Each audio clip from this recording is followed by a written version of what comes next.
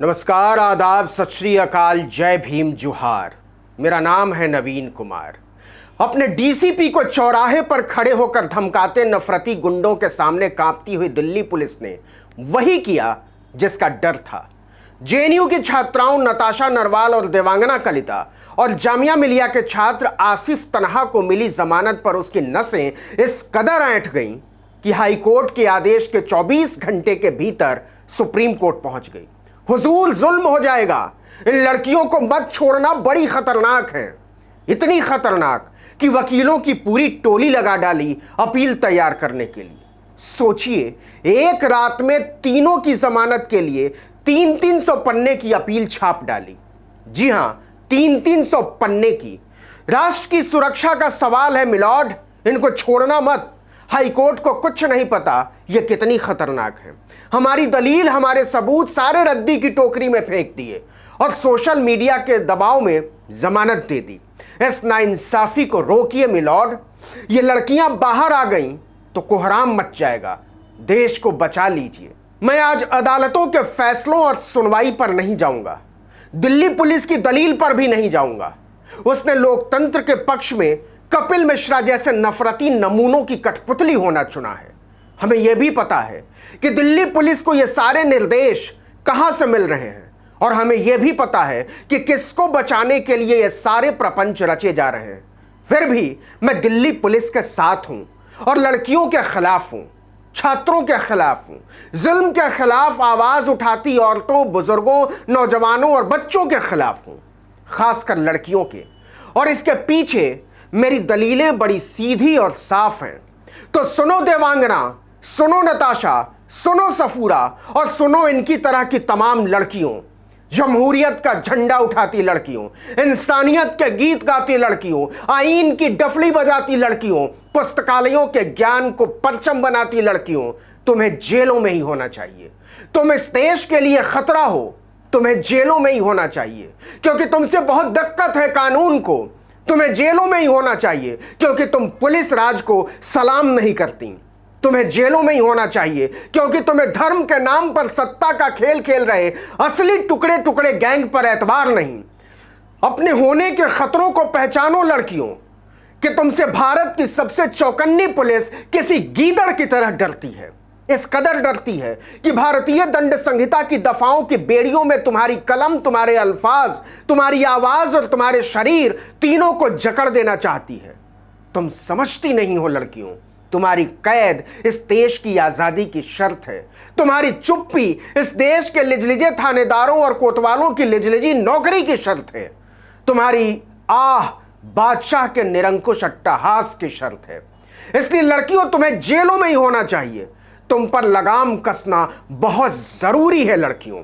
तुम्हारी जुबान पर, तुम्हारे इल्म पर, तुम्हारी सोच पर और तुम्हारी हिम्मत पर तुम्हारा हौसला बढ़ न जाए, इसलिए तुम्हें जेलों में ही होना चाहिए। तुम्हारी दिलेरी इस देश को चलाने वालों की किताब में खतरा बन गई है, इसलिए तुम्हें जेलों में ही होना चाहिए। जिन लोगों ने तुम्हें जेलों में डाल रखा है वह तुमसे इतना क्यों डरते हैं लड़कियों? कभी सोचा है तुमने? तो सुनो, वो डरते हैं क्योंकि किताबें एक सड़ी हुई व्यवस्था में भूचाल पैदा करती हैं। वो डरते हैं क्योंकि सही गलत का भेद समझने वाली जनता आतताई सम्राटों के तख्त पलट दिया करती है। वो डरते हैं क्योंकि तुम किसी रोज बंद दीवारों के भीतर से आजादी का कोई रोशनदान न खोल दो। वो डरते हैं क्योंकि तुम्हारे कदमों की थाप पर आवाम को रौंदती हुई जुल्मी सत्ता के कदम ठिठक जाया करते हैं। तो बादशाह बेखौफ रहे, इसलिए जरूरी है कि तुम डरती रहो लड़कियों। तो सुनो लड़कियों, अपनी खता सुनो जो इस मुल्क के लिए खतरा बन गई है। तुम्हारा सबसे बड़ा गुनाह यह है कि तुम पढ़ती लिखती हो। बड़ी मुश्किल से तुमने JNU, Jamia, AMU, Lucknow university और ऐसी तमाम तालीमगाहों के इम्तिहान पास किए, लेकिन यही तुमने गलती कर दी। तुम्हें इम्तिहान पास करके नौकरी करनी थी, घर परिवार चलाना था। तुम पढ़ने लिखने के बाद सोचने लगी। तुम किताबों में लिखी बातों से अपने समाज को मिलाने लगी, लोगों को जगाने लगी, बादशाह को उसकी खता बताने लगी। संविधान के तमाम सफ़े जुबानी याद कर लिए, उसकी धुन पर इठलाने लगी, उसकी नाफरमानी पर सवाल पूछने लगी। तुम्हारा सवाल उठाना ही तुम्हारे लिए काल बन गया। तुम्हें मालूम नहीं था कि जिसको हमने फरिश्ता समझकर अपना मुस्तकबिल सौंप दिया था वो आदमी नहीं, माइक्रोस्कोप है। कपड़ों से ही नागरिकों की जात पहचान लेता है। तुम्हें मालूम नहीं था कि वह सवाल पूछने वाले छात्रों को, अध्यापकों को, वैज्ञानिकों को, साहित्यकारों को, गीतकारों को, फिल्मकारों को अर्बन नक्सल कहता है। तुम्हें इससे डरना चाहिए था, लेकिन तुम तो बेखौफ होकर बोलने लगी, गलियों में निकल आई, सड़कों पर निकल आई, किसानों के साथ, नौजवानों के साथ, मजदूरों के साथ, मजलूमों के साथ। बादशाह की नजर में यह गुनाहे अजीम था, नाकाबिले बर्दाश्त।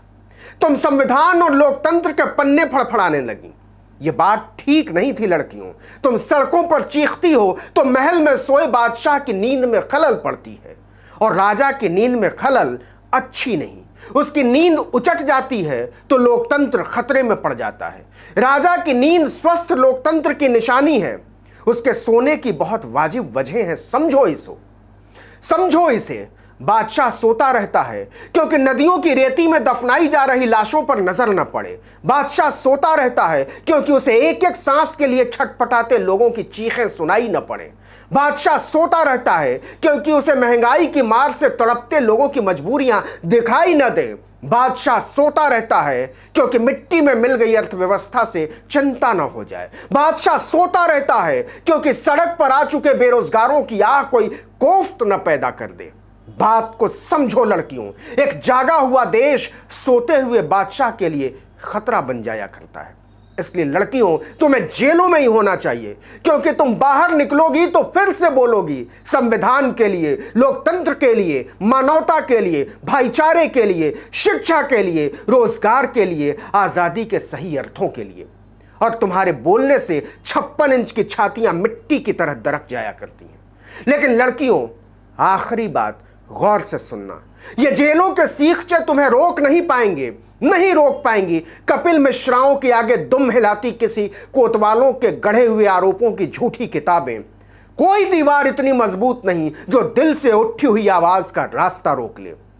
सुनो लड़कियों, हमारी तरह के करोड़ों लोग साफ सुन सकते हैं तुम्हारी धड़कनों की सरगोशियों तक। तुम अपनी आवाज को मध्यम मत पड़ने देना जुल्म के खाक होने तक। तादाद कम हो हमारी बेशक, लेकिन हम तैयार हैं। जिस रोज भी तुम उठाओगी ना उम्मीदियों और ना इंसाफियों के खिलाफ फिर से अपनी आवाज, हम उसे अपने कंधों पर उठाकर आसमान के रोशनदान में सजा देंगे और बोल उठेंगे, आदमी और आदमी के बराबर होने तक धरा को उठाओ, गगन को झुकाओ। लड़कियों, याद रखना, हम तुम्हारे कर्जदार हैं ये गुजरती हुई सदियां। ताकत के दम पर जबरदस्ती को न्याय और देशभक्ति कहे जाने वाले अध्याय इतिहास की किताबों से फाड़कर फेंक दिए जाएंगे। याद रखना, देश कभी भी राजा नहीं बनाता, देश हमेशा नागरिक बनाते हैं, और नागरिक सोचता है। क्या सोचने लगे? मुझे इतनी ही बात कहनी थी, लेकिन अगर सोचने लगे हैं तो समझिए नई सुबह होने वाली है। इस वीडियो में इतना ही। अगर अच्छा लगे तो लाइक कीजिए, कमेंट कीजिए, लोगों के बीच शेयर कीजिए और आर्टिकल 19 इंडिया को सब्सक्राइब कीजिए। नमस्कार।